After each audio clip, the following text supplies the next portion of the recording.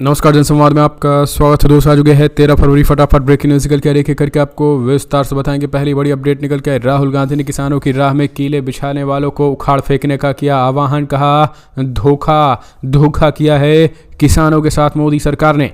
दूसरी खबर में आपको बताएंगे तो दोस्तों, किसान आंदोलन का असर। दिल्ली पुलिस ने राजधानी में 12 मार्च तक धारा 144 लागू किया। जुलूस और प्रदर्शनों पर लगाई रोक। आज किसानों ने ट्रैक्टर और ट्रालियों में राशन लादकर दिल्ली की ओर किया कूच। चंडीगढ़ हाईवे को किया गया सील। तीसरी खबर में आपको बताएंगे जहां आखिर बिग ब्रेकिंग निकल के आई है, जहां राहुल गांधी की यात्रा में फिलहाल थोड़ा बदलाव। पश्चिमी यूपी नहीं जाएंगे राहुल गांधी, बताएंगे क्या कुछ है प्लानिंग में बदलाव। और वहीं बिग ब्रेकिंग निकल के आई है, हल्द्वानी हिंसा में कर्फ्यू गश्त। वनभुलापुर में पैरामिलिट्री फोर्सेस की तैनाती के बीच विवादित जगहों पे बनेगा पुलिस स्टेशन। मुस्लिमों ने लगाए गंभीर आरोप, ये भी हम आपको बताएंगे। बिग ब्रेकिंग निकल के आई है जहां जयंत चौधरी के पाला बदलने पर कैसे सतपाल मलिक ने निकाली है भड़ास, ये भी बताएंगे। मनीष सिसोदिया को मिली है बड़ी राहत, ये भी बताएंगे। भाजपा सांसद का दबदबा। बृजभूषण शरण सिंह के बेटे करण भूषण बने यूपी कुश्ती संघ के नए अध्यक्ष। तो एक एक करके आपको विस्तार से जान लेना जरूरी है। रफा पर कैसे हमले हो रहे हैं वो भी बताएंगे, लेकिन उससे पहले छोटा सा निवेदन, अगर आपने चैनल को सब्सक्राइब नहीं किया, पल के अपडेट के लिए चैनल को सब्सक्राइब करना ना भूले दोस्तों। दरअसल पहली बड़ी अपडेट निकल के आई है, राहुल गांधी ने किसानों की राह में कीले बिछाने वालों को पर बोला बड़ा हमला। कहा अब उखाड़ कर फेंक देंगे, किसानों से किया आह्वान।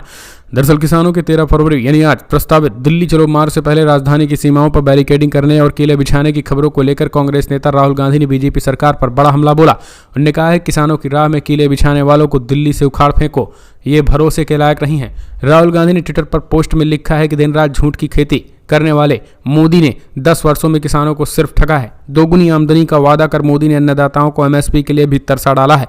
महंगाई तले दबे किसानों को फसलों को सही दाम न मिलने के कारण उनके कर्जे 60% बढ़ गए हैं।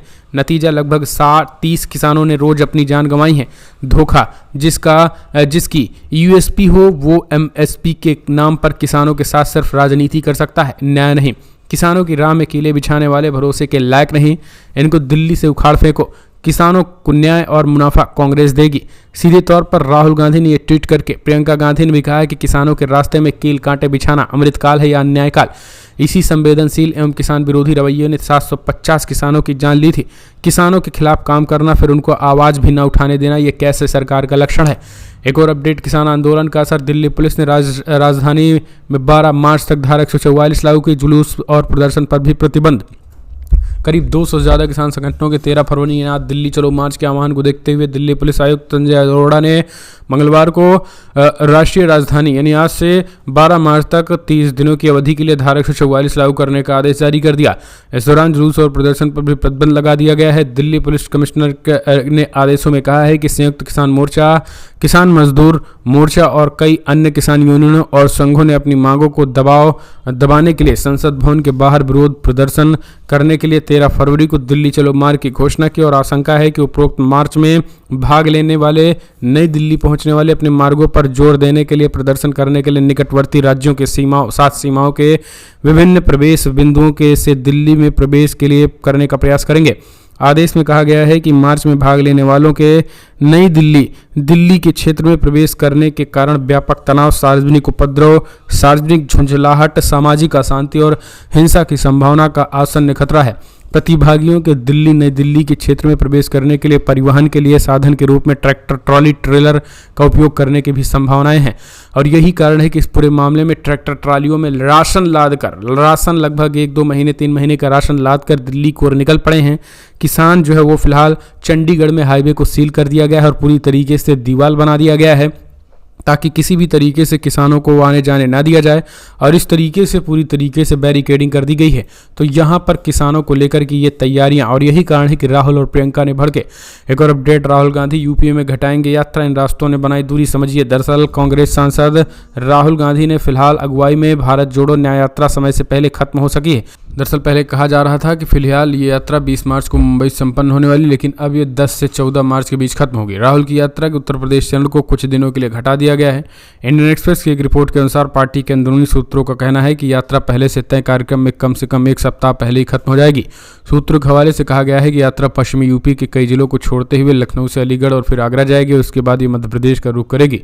एक और अपडेट निकल के आई है दोस्तों, जहां आपको बता दें आखिरकार हल्द्वानी हिंसा में कर्फ्यूग्रस्त बनभुलापुर में पैरामिलिट्री फोर्सेस की तैनाती, विवादित स्थल पर बनेगा पुलिस स्टेशन। दरअसल उत्तराखंड के हल्द्वानी के बनभुलापुर इलाके में सोमवार को अतिरिक्त अर्धसैनिक बलों को तैनात कर दिया गया और यहां पर पिछले सप्ताह पुलिस प्रशासन के द्वारा अवैध रूप से निर्मित मदरसों को ध्वस्त करने के बाद हिंसा भड़क उठी थी। इसके साथ ही उत्तराखंड के मुख्यमंत्री पुष्कर सिंह धामी ने ऐलान किया था कि विवादित जगह पर अब नए थानों का निर्माण किया जाएगा। नारी शक्ति महोत्सव को संबोधित करते हुए उन्होंने कहा कि देवभूमि की शांति से खिलवाड़ करने वाले किसी भी व्यक्ति को छोड़ा नहीं जाएगा। पुष्कर सिंह धामी ने कहा है कि हल्द्वानी के बनभुलापुर में जिस जगह पर अवैध अतिक्रमण हटाया गया वहां पर पुलिस थाने का निर्माण किया जाएगा। उपद्रवियों और दंगाइयों के लिए हमारी सरकार का यह स्पष्ट संदेश है, देवभूमि की शांति से खिलवाड़ करने वाले किसी भी व्यक्ति को छोड़ा नहीं जाएगा। ऐसे उपद्रवियों के लिए उत्तराखंड में कोई स्थान नहीं है। यहाँ पर एक दशक तक राज करने वाले राजनीतिक दल ने महिलाओं के लिए कोई काम नहीं किया और बस वोट बैंक और परिवारवाद को बढ़ावा दिया है।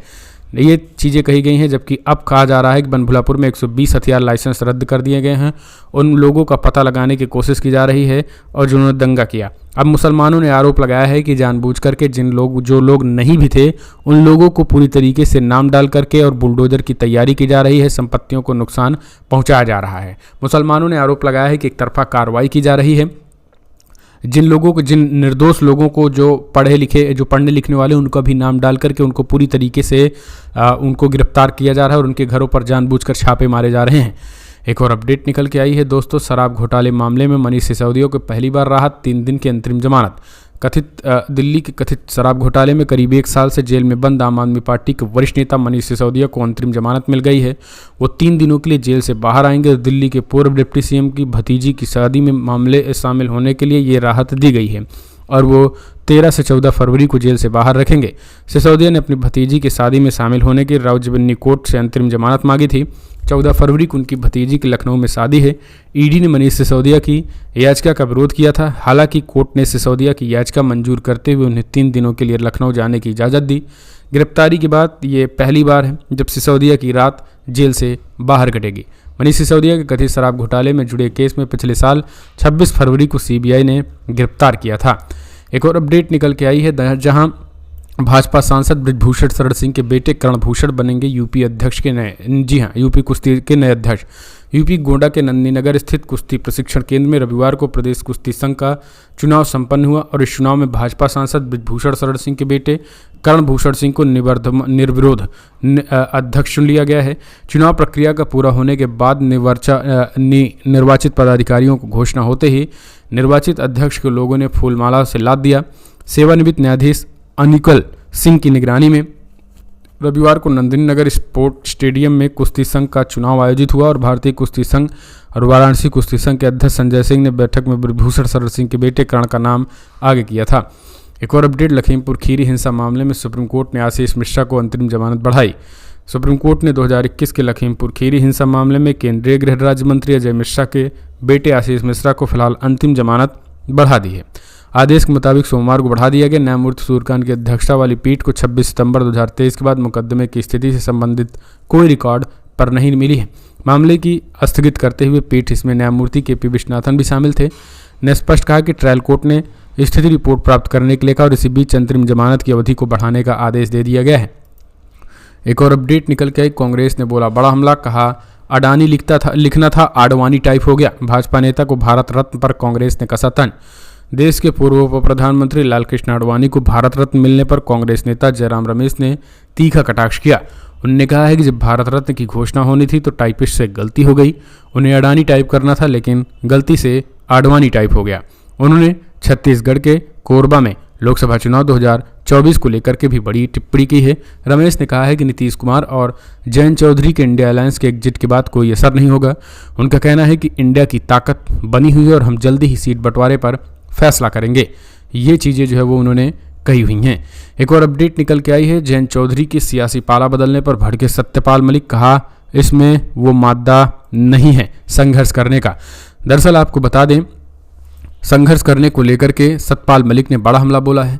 बीजेपी के पूर्व नेता ही और 4 राज्य के पूर्व राज्यपाल सतपाल मलिक ने राष्ट्रीय लोकदल जीव जैन चौधरी के नेशनल डेमोक्रेटिक अलायंस एनडीए में शामिल होने पर तीखी प्रतिक्रिया दी।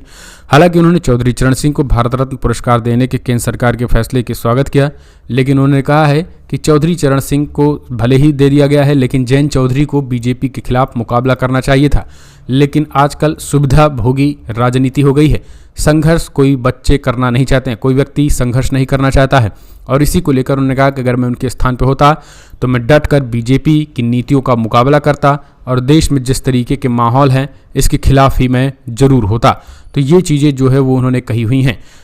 तो दरअसल आपको बता दें, आरएलडी जो है वो फिलहाल अब इंडिया गठबंधन का हिस्सा होने का ऐलान कर दिया है। फिलहाल कमेंट्स माध्यम से अपने सुझाव जय हिंद जय भारत।